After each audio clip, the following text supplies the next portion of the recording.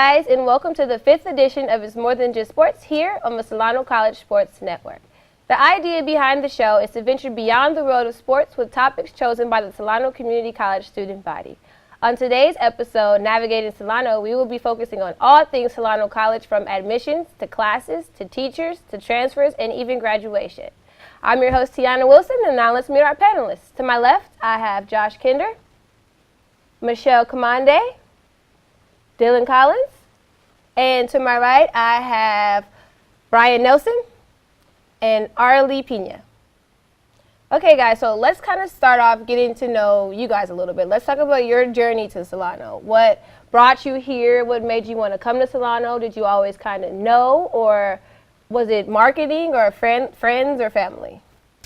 For me, when I was in high school, I wasn't able to take PE classes because of the type of curriculum that I was in. I was in the IB program at my high school, and I couldn't take PE at my school, so I had to have it credits somewhere else. So geographically, Solano was the closest place I could take my PE courses. So I was at Solano from when I was very young. So I've been here over a decade, technically, since I was 15 when I took my first PE class.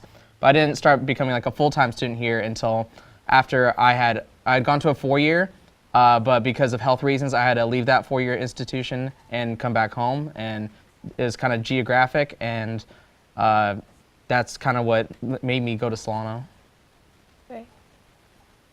Well, just as for me, Solano wasn't my first choice as to going to college. Straight out of high school, I was just working that summer right after graduation. And I didn't want to go to Solano because I wanted to, follow the hype, and everybody was like, oh, everybody goes to Solano from my high school, so I'm gonna go to Napa or Diablo Valley College. So I was kind of on that train, that mindset. But then the semester beginning rolled around, and I was still not enrolled in any type of college. I was like, let me stop, putting my pride out here. Let me just enroll in school, take a class or two, and Solano was the closest one, most convenient. Definitely by far the best choice I've made as far as a college. Only because I've heard so much other things about other colleges. So glad I stayed here. It's very close, easy, nice campus, so solid choice for me. Most incoming students are afraid of the administration process. They feel like, because coming from high school, most of that is done for you by either your parents or the administrative office on campus. And once you go to college, you have to take the initiative and do those things by yourself. Like, what advice would you give an incoming student as far as the administrative process for Solano? Well, for me, my advice would be to definitely look at the classes even if you're not able to enroll in them yet, because you can actually view them before you can enroll in them. So for me, I just had to look at all the classes available and see what would fit best in my schedule, whether it would be for work or other family events. And then just from there, when I find out when my pastime is, I will enroll in those classes, and it'll be open for the most part. For me, my parents don't speak English, so for the most part I had to come here to myself, ask the counselors, ask for help. Sometimes I didn't even know what papers I had to turn in, but the counselors were nice enough to say, you have to have this, this, and this. And for me, it was a really helpful process. I didn't have that much of a struggle. Okay, because a lot of people at Solano feel that the counseling department could do more as far as help-wise. I know for me, the counselor that I had, Nick, he was amazing. Like, he's followed me through my whole process, every step at Solano, and he's helped me from the beginning to the end. Now I'm coming to the end of my, time here. But have any of you had a positive experience or would recommend any counselor to any new incoming student? Well, I just had a positive experience, not just with a counselor, but with certain programs. The Umoja program, the first class, I only took one class my first semester here, and the teacher of that class, it was a peace and nonviolence course, was one of the leadership members of the Umoja program. So she, of course, was recruiting everybody. I stopped by the office. They were super helpful, had a lot of resources where you could print in their office for free rather than paying per page in the library. Books we could rent out if we weren't able to pay for them, even book vouchers so we could keep them as long as we want. So just knowing there are programs there for different types of students was very helpful. And I know a lot of students are afraid of the cost of college. They don't understand that there are outlets out there for books and tuition and the financial aid department. I'm not sure if any of you have ever gone through the financial aid department. It is a process, but what type of advice would you give somebody or recommend for students who are afraid of the cost of college? I would definitely say just really start preparing yourself as early as you can, just knowing what papers to get in, when to file your FAFSA, and just getting those prepared. And that also includes talking to your parents because you need their W-2s and your W-2s if you're working. And yeah, it's definitely a process, but once you kind of get used to what to do, it gets a lot easier from there.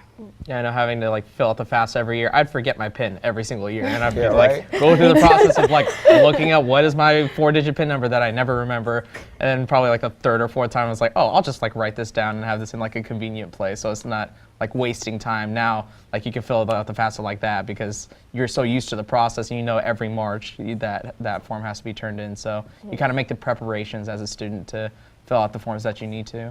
Definitely, and for even students who don't qualify for FAFSA, there are other waivers. I have the BOG waiver, which pays just strictly for my classes. So for students who are just afraid that they don't qualify for financial aid due to their parents' income or anything like that, there are definitely other ways and other things that you could do to help get your classes, books, and all your other school needs taken care of. Mm-hmm. I know that for me, books were a problem because my mom took care of covering the college. She was like, but you gotta get your own books. You want to be an adult, get your own books. When I first started here, I had to buy my books from the bookstore, which is also very useful. I had to actually work at the bookstore. You can also do that too. If you're worried about money, there are jobs on campus that you can get.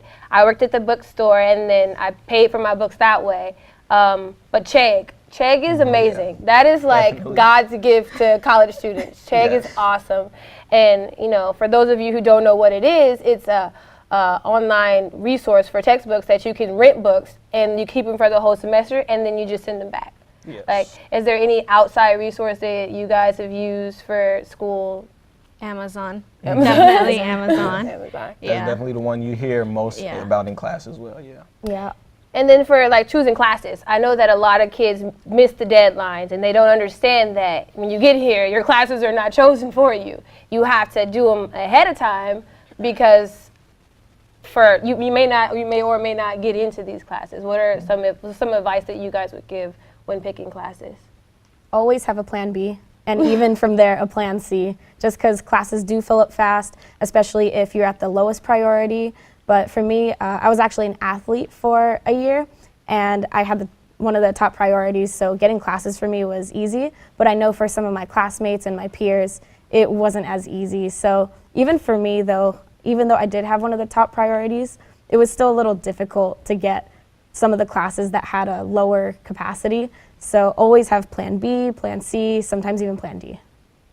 Yeah, I was just going to say, don't let the power that you have to choose your own classes go to your head, because my first semester I only took one class, and my second one I was like, oh, I could pick my own classes and this and that. But like you said, just knowing when to apply, classes do fill up fast, working it around your work schedule, especially being in college, along with your social life and other extracurricular activities that you might partake in, could be very difficult to plan a schedule accordingly that gives you the best time management to be successful. And you want to make sure that you're taking the classes that you need if you're anticipating transferring, because some people will misread a course number and take a class that they don't need.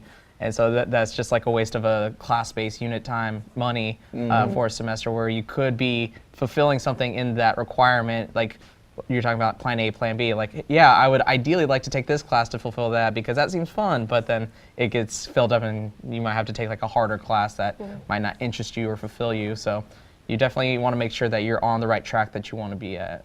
Yeah, I know that if you go to your counselor, they can actually do a course outline plan for you so you can know what classes you need to take, but the only thing with that is you actually have to figure out what semesters to take which classes because they're not always offered every semester. Like that's one of the things that a lot of people overlook when applying for classes is that you really have to have a plan. That's one thing, that's the advice that I would give an incoming student, like you have to have a plan. Yeah, that's why they always encourage you to meet with a counselor for that course outline, that education plan. That's what I leaned on heavily when I first got enrolled here, but like you said, after a while, you could kind of pick up on things, know what classes you need for general education and your major. So, yeah, definitely having that plan is a good backbone to have to start out with. And it's like a lot of students coming in, they're afraid of the whole environment. Like, what can you say about Solano that will encourage more people to attend Solano? Like, what are some positive aspects about Solano that have worked for you? Well, for me, I would like to say it's a very judgment-free zone. And if you do need help, there are plenty of tutors. There's actually a new tutoring center. And tutoring is actually one of the best things I went to. And it doesn't mean like you're dumb or anything. It's really a resource that we have and we should definitely take advantage of. So I think that's a good aspect of Solano.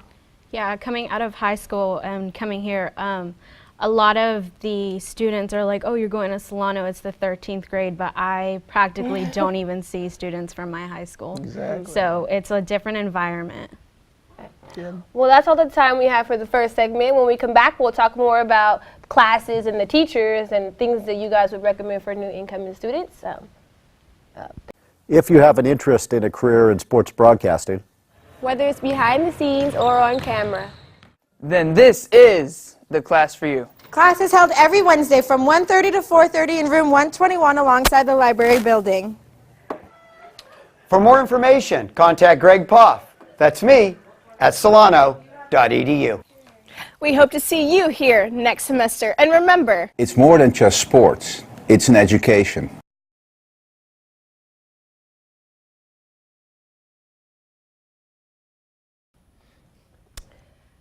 Hey everyone, and welcome back to It's More Than Just Sports here on the Solano College Sports Network. Earlier we talked a little bit about administration and some of our panelists' journey to Solano. Now let's focus a little bit more on the classroom and teacher aspects of Solano. What advice would you give a student when looking for certain classes to pick? Well, don't forget that there's definitely an online option in addition to, of course, in-person classes. And I would say don't just take an online class just so you don't have to go to school, because there are certain topics where you kind of have to learn face-to-face depending on your learning style. But if you're taking like statistics or some science class online, you might not have the easiest time. Yeah, no, I agree with the online college aspect, but for some students, like I know myself, that was the worst idea that I've ever made. Science, I agree with you. Science and math should definitely be taken in class.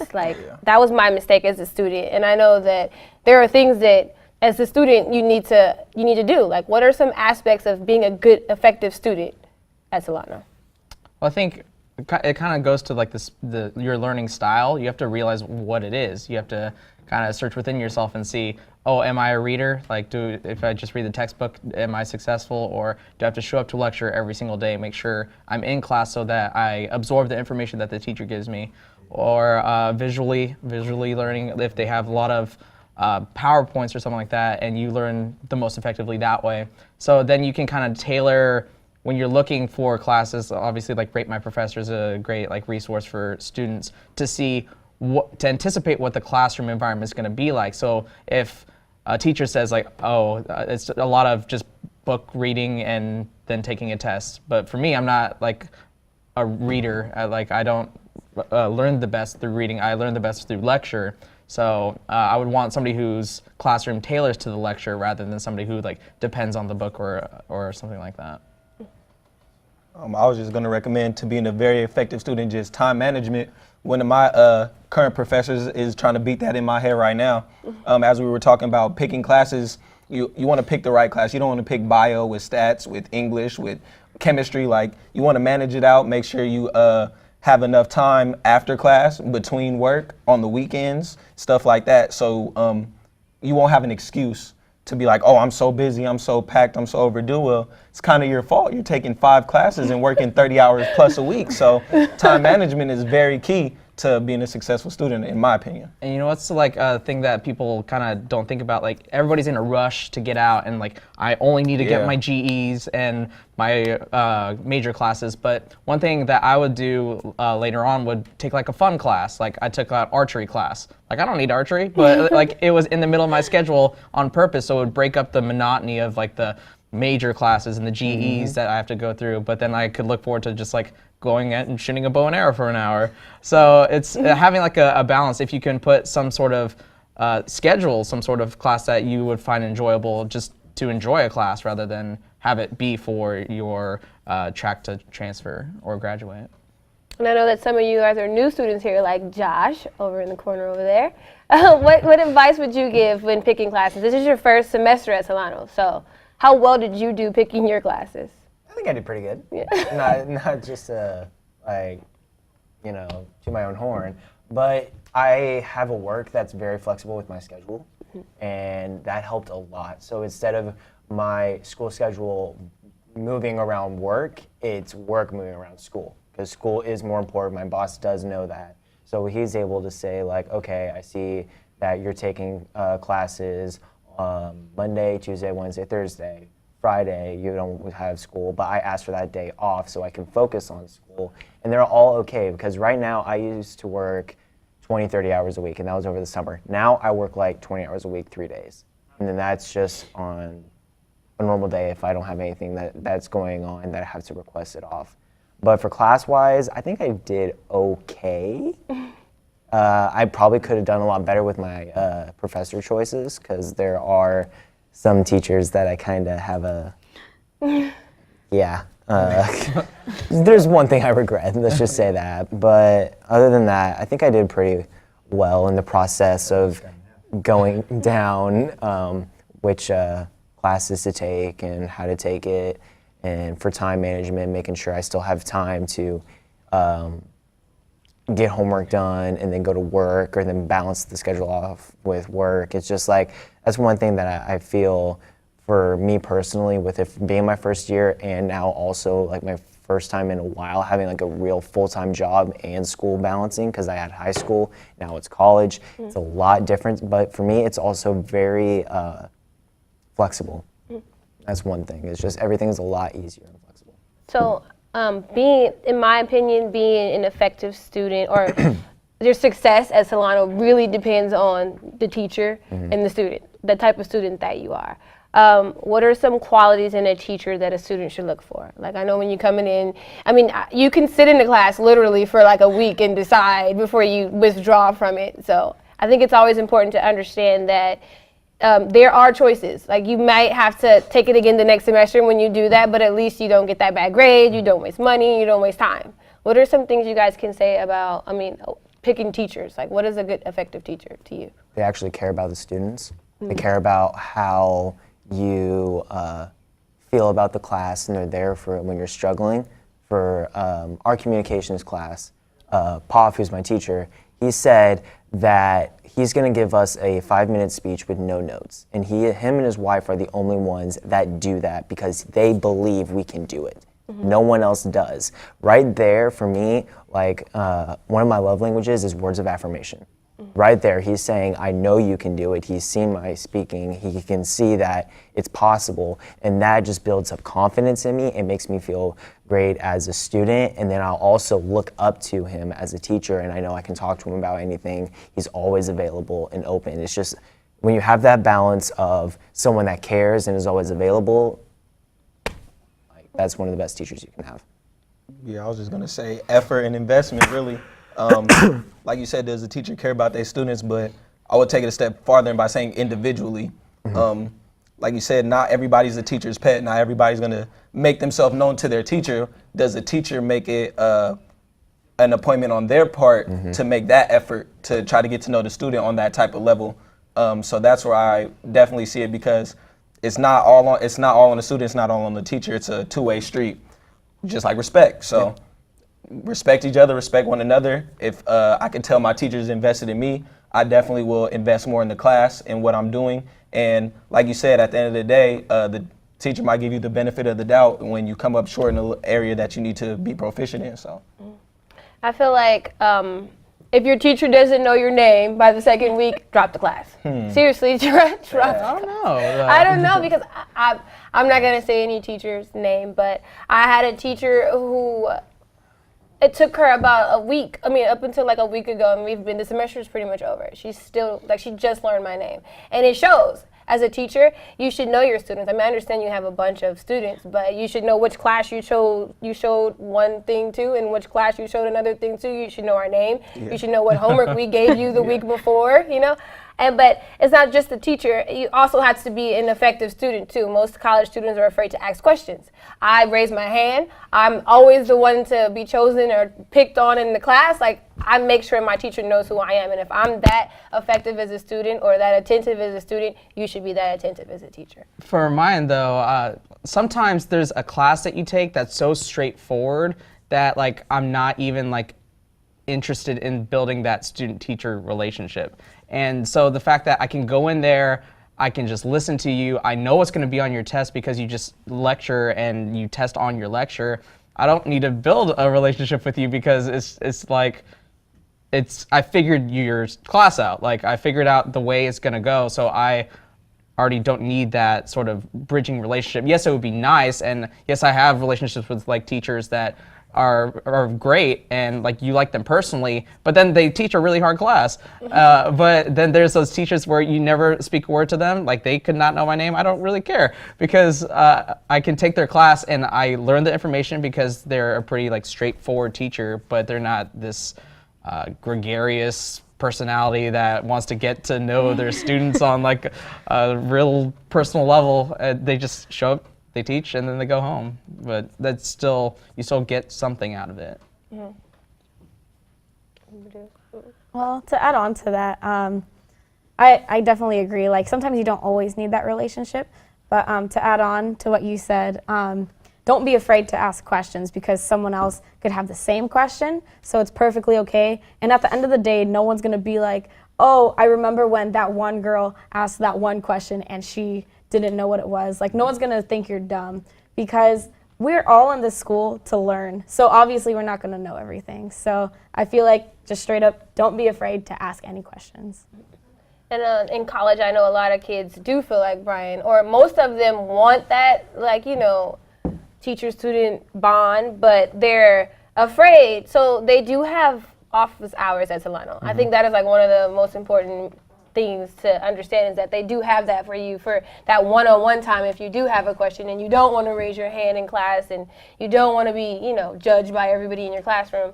But I think that that's important. Is there anything else that you guys think is important for students to know, incoming students to know, or students that's been here to know? It might help them. Just for a quick note, in college, it's not about being on time. It's actually about being ahead. So that's one big tip for me. Yeah, definitely college has taught me ownership upon myself. Like you said, my teacher at the end of the day might not care if I end up showing up to class or not. He's going to give me a grade regardless whether I drop it or not. So it's on you. We're paying classes, we're paying the school to be here to learn to take a next step in our journey of life. So it's definitely a lot of self-investment and just using your resources. Like I said, at Solano, we have a lot here. We have a Mac lab, activity center, we have a transferring center, we have a tutoring center like Michelle had mentioned earlier. Just use it all because it's here, but people always complain about, oh, I don't know what to do, I'm struggling, I need help. It's here, but it's not a handout, you have to ask for it. Like, we're adults now. I'm not gonna say we're grown, not everybody's grown, but we are adults.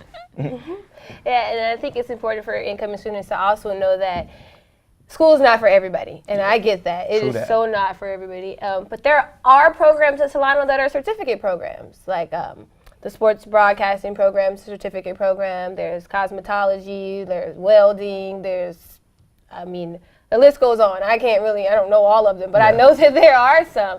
So I think it's important for students to also know that there are those other things that you can do.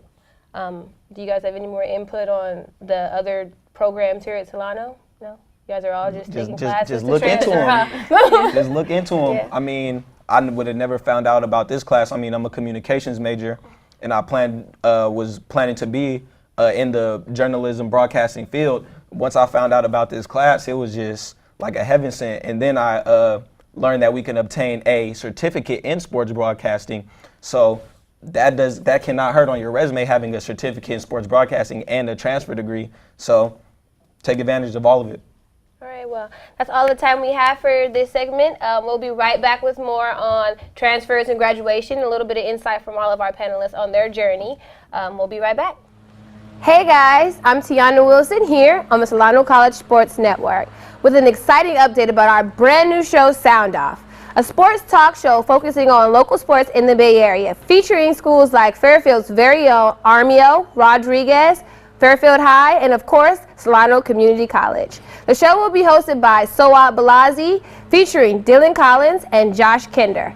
I'm Tiana Wilson, and thank you for watching the Solano College Sports Network, your number one source for local sports. Hey guys, welcome back to It's More Than Just Sports. Earlier we focused on the administrative process at Solano Community College. We talked a little bit about the classroom and teachers and how to be an effective student. So now let's focus a little bit on transferring and graduation. What are some of you guys' goals here at Solano, and are you on track to meet your goals and deadlines? Well, for me, I actually applied to both a state school and I actually followed through with the tag program. And I tagged to UC Davis and it got approved. But I also got accepted into San Francisco State University for the spring 2017 semester, and I selected that as my option. And I am on track to transfer and graduate, and I will be pursuing a degree in kinesiology. Nice. Congratulations. Nice. Thank you. So to go with what she said with the tag program, so that's automatic admission into any UC. As opposed to just that application, you also have to do the regular application. Sadly, although I did all the processes, I forgot to put a class. I was bound to forget all the history courses I've taken. The counselor didn't see my mistake, so my tag didn't go through. But I'm still applying, and I hope to get in. Do you have to meet a certain deadline or requirement for the tag program? It has to be 60 units. And if you miss the deadline or you miss the units, can you redo it, or is it that just No, it? that's it. Okay. You just have that one chance to tag, and that's all you got. Do any of you guys, is there any other goals that, you guys are trying to achieve here at Solano before you transfer? Like I mentioned earlier, I would definitely like to get this sports broadcasting certificate.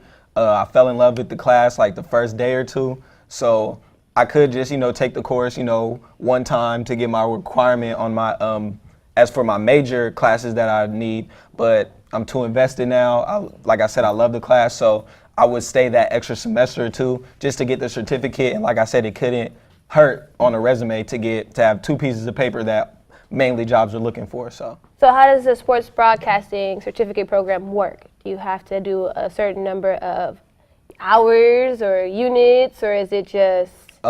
Both. As far as my knowledge, you have to take the course at least 4 times.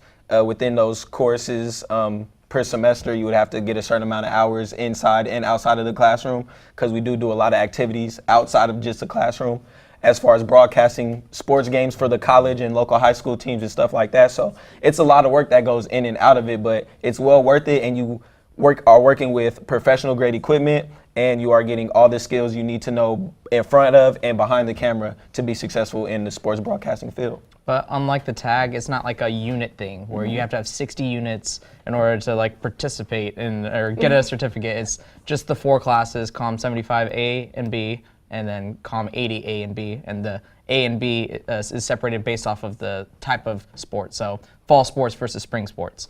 And so you just have to take those 4 classes. That's it. It's like you don't have to be a full-time student here, so you can get a certificated program and not be a full-time student. Don't even need any prerequisites as Exactly. well. You can just take these 4 classes, your Solano career, literally, and walk out with something that could benefit your future greatly.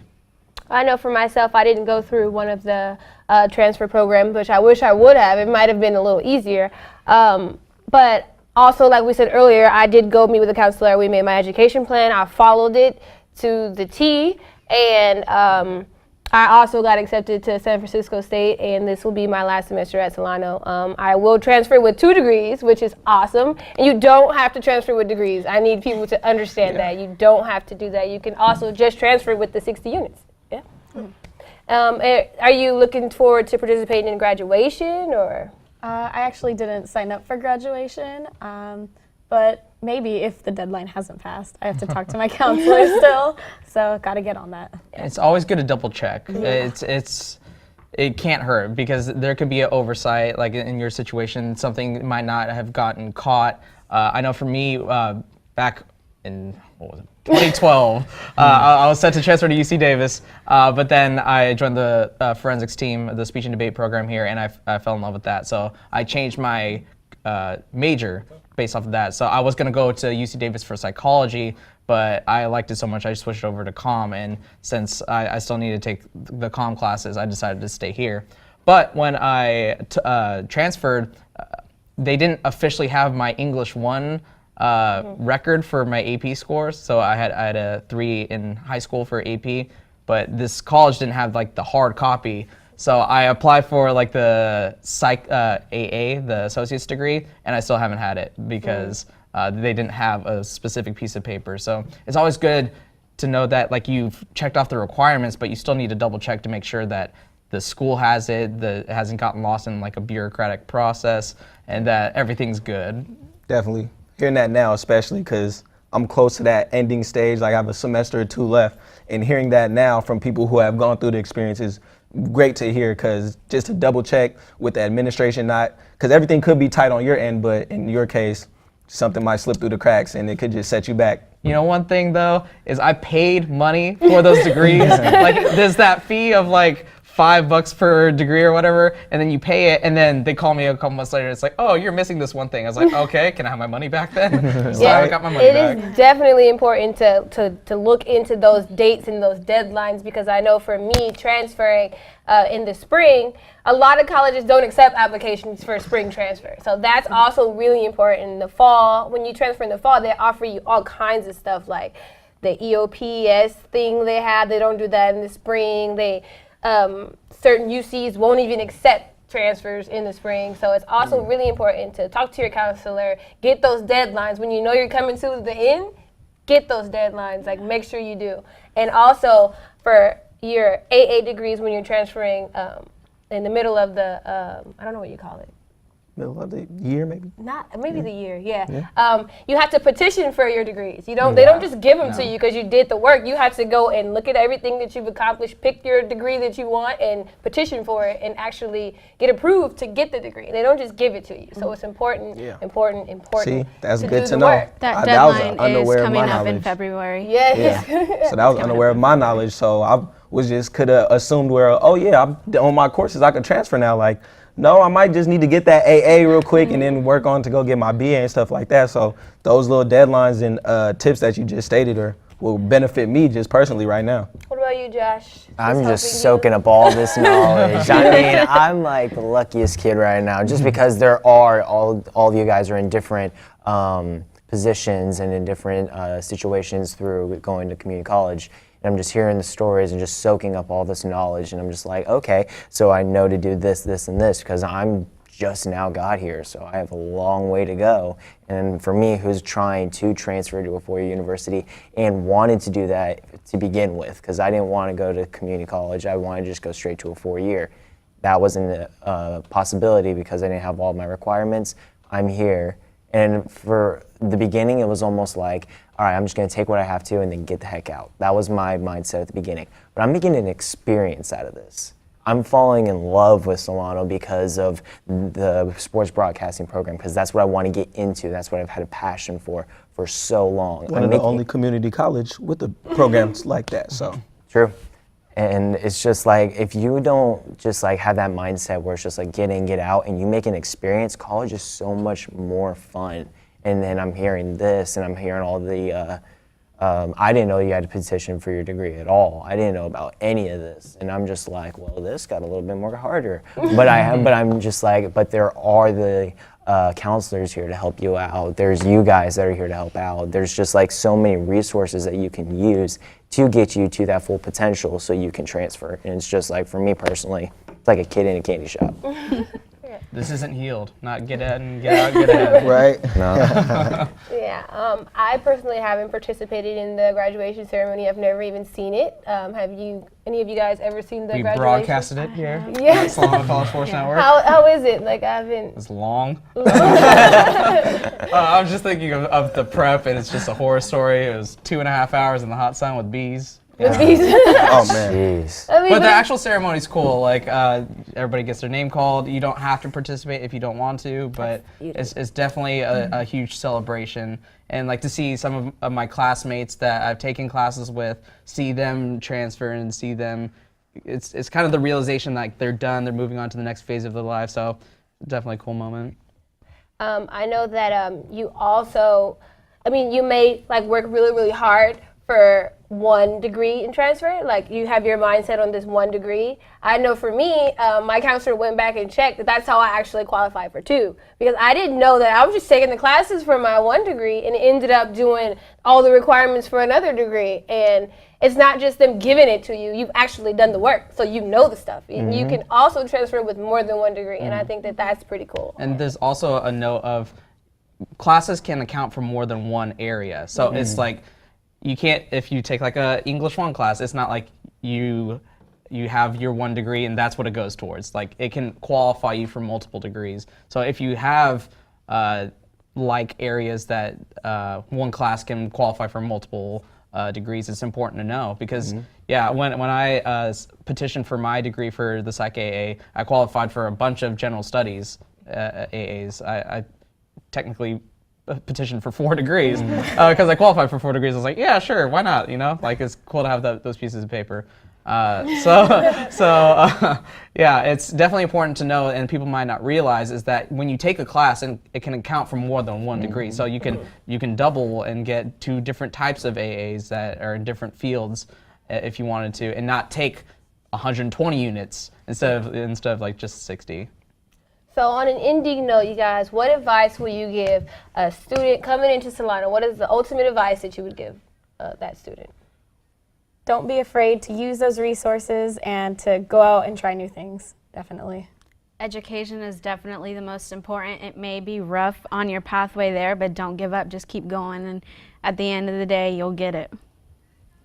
Like I said before, just make it an experience. Just responsibility and patience. Don't rush it. Take your time. Most people entering college are still young, fresh out of high school, so be patient, take your time, and that way you won't overlook things. You'll get through it the first try instead of rushing through it. Just be patient. And I'd say don't settle. Yeah. If you're taking classes and you're going in a direction and it's not fulfilling you, you have plenty of time. This is community college. You can shift your course any way you want it to, as long as at the end of the day you're happy. I think don't settle on anything. And I think my advice would be to stay motivated, because the hardest part about college is not the work, it's actually going and waking up every day and saying, I'm going to put school first, I'm going to go. And I think that was the biggest thing that I had to do in my life because of my age and my life and being an adult and having to work and take care of myself. Just stay motivated. But that's all the time we have for today. I thank you for joining us for this 5th edition of It's More Than Just Sports here on the Solano College Sports Network. I'm your host, Tiana Wilson, and on behalf of the panel, we thank you, and we'll see you next time.